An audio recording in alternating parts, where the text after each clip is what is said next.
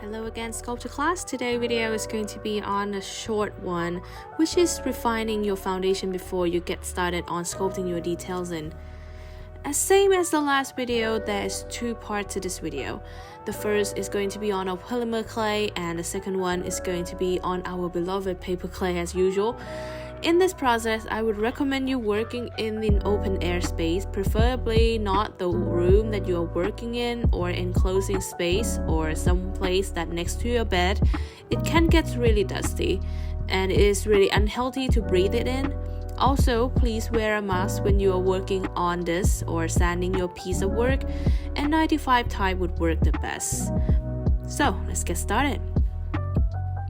For your polymer clays, after it's fully baked, it should be pretty solid, but still, cut a knife can shave it off, and that is what we need to work on for today, on refining your foundation here. For a start, you will need a cutter knife and sandpaper. Please get the rough one, which are those lower than the number 100. I would recommend using number 80. It will take off your material quite quickly, and that is what we need for this. Compare your sculpture with the design blueprint, which is your reference by now, and see which part had exceeded the blueprint's outline, which needed to be changed, and see if any of your foundation part is too thick, and that is what we need to work on in order to make room for your details, so we will need to take that out.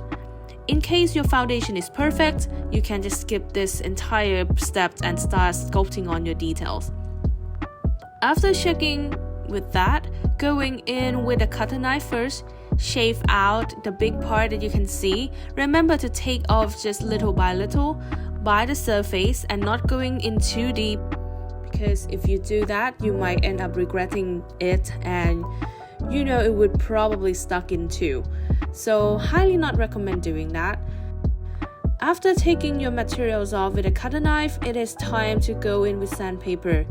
This will kind of smooth out your surface, but not too smooth, which is great because that will give your new materials on the second layers some surface that you can stuck on really easily.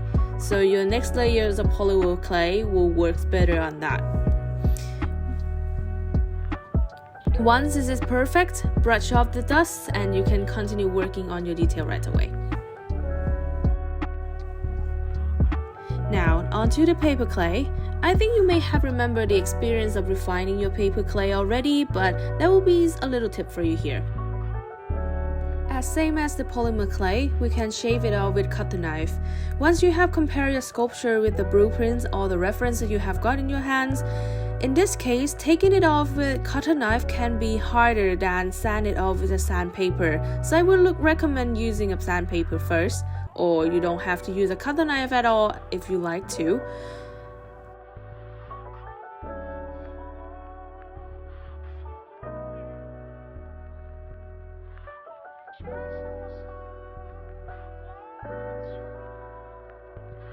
As I kind of know that we tend to have uneven surface and a crack on the parts of our sculpture of the paper clay.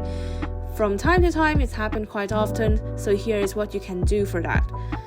Get yourself a container that has an airtight seal lid, something that will contain something inside and it will not dry out. And mix one part of your clay into 2 parts of water. Mix them nicely and leave it for an hour or two just to make it nicely mixed. And after that, it will be nice and creamy like this. You can use this mixture to seal off the cracks and fill all those gaps that you have got, and also using it to build your details roughly. And after it's dry, you can use a sandpaper to shape it again, which is great for something that needs to be sharp and nicely refined. So that will be quite useful if you like that. And yes, that is pretty much for today's videos. The next one is going to be on our sculpting of details and getting everything wrapped up before painting and moving on to our spirit house. And that's pretty much it for me today. If you have any question, please let me know. The breakout room is always open, same as my mailbox anyway. So please send me an email if you have any question. Keep me updated on your portfolio as well. Try to keep your project as up to date as possible. Take as many photos as you can and put it in there. I think that will be great for both you and me in the end of this project. So now we'll see you in class. Thank you very much. Bye bye.